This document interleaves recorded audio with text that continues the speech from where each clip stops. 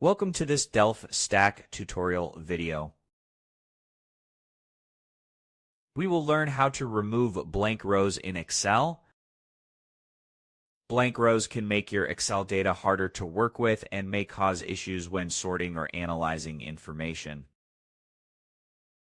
A simple and effective way to remove them is by using filters.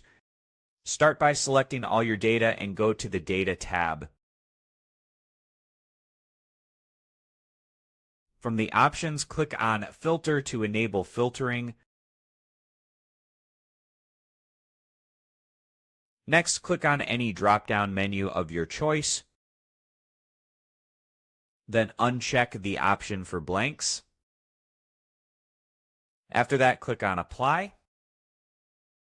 Excel will now hide all rows that are completely blank.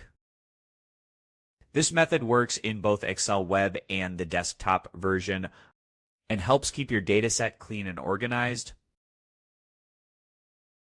And that's it. We just learned how to remove blank rows in Excel using one of the most efficient methods available. Thanks for watching, and don't forget to check out the next DelftStack tutorial videos.